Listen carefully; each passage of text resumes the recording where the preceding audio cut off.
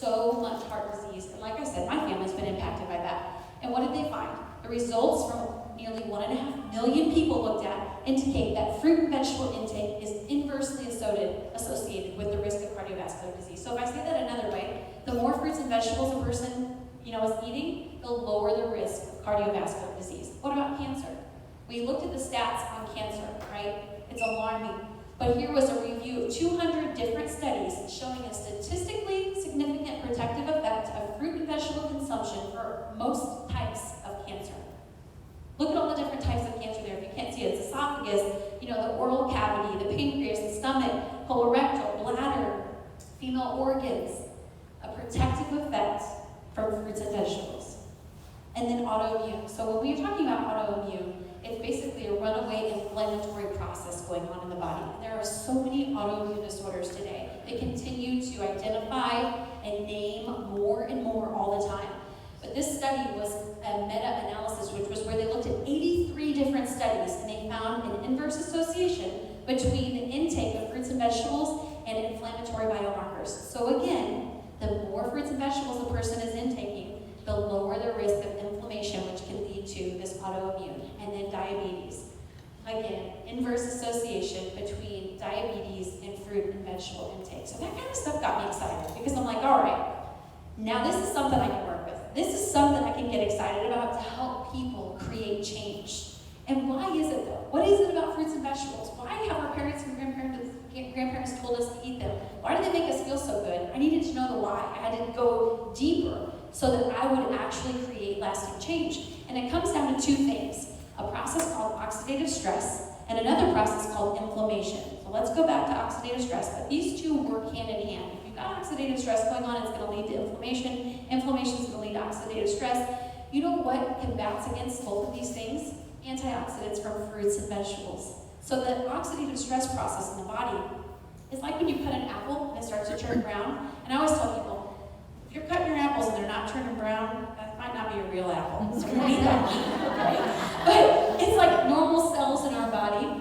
They're hit every day, even just sitting here, breathing in oxygen, metabolizing your dinner maybe that you had, or maybe you exercised today.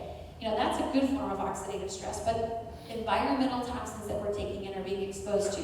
Our cells are hit thousands of times a day by these free radicals, and they attack the cell. And if we don't have antioxidants from fruits and vegetables, then our cells can get damaged, and that leads to dis-ease in the body, right? Because of this oxidative stress that's taking place, it leads to aging.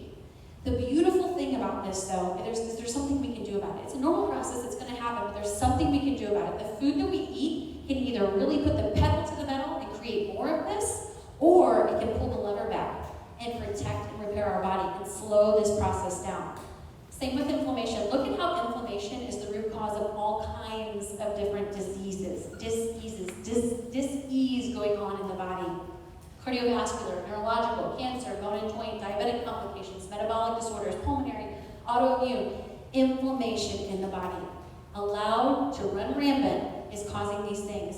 You know what we can do to bring the inflammation down? Dietary changes. So as I was learning this information, I thought, this is powerful. This is something that people can do instead of just, masking a symptom. We need to be able to do something about it, because what I found is all too often we're focused on treating the smoke instead of the flame. So let me give you an example. It's like if I were to step on a tack right now and go, well, that really hurts. Somebody give me some aspirin. Well, it still hurts. Give me some more aspirin, right? That doesn't make any sense.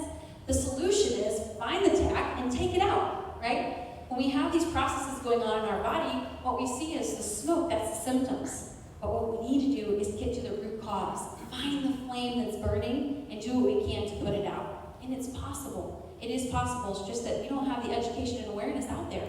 So what I see so many times is that somebody has inflammation going on in their body and they're treated with an anti-inflammatory or a steroid or even, more serious immune modulating medications that can sometimes have really deleterious effects on our health. They can have some serious side effects. And again, I'm not anti-medicine, but what if we could teach people how to get to the root cause and put out that flame? It's such a better way of looking at things. So, while 7 of the top 10 leading causes of death in the United States are from chronic diseases, the good news is eating a diet rich in fruits and vegetables can help reduce the risk of many of the leading causes of illness and death, including those things that we talked about, like heart disease, diabetes, some cancers, obesity, autoimmune. That's exciting to me, right? That is what the message that I want to go out there and teach people about. And that's why the news isn't that fruits and vegetables are good for you, it's that they are so good for us, they can literally save our life.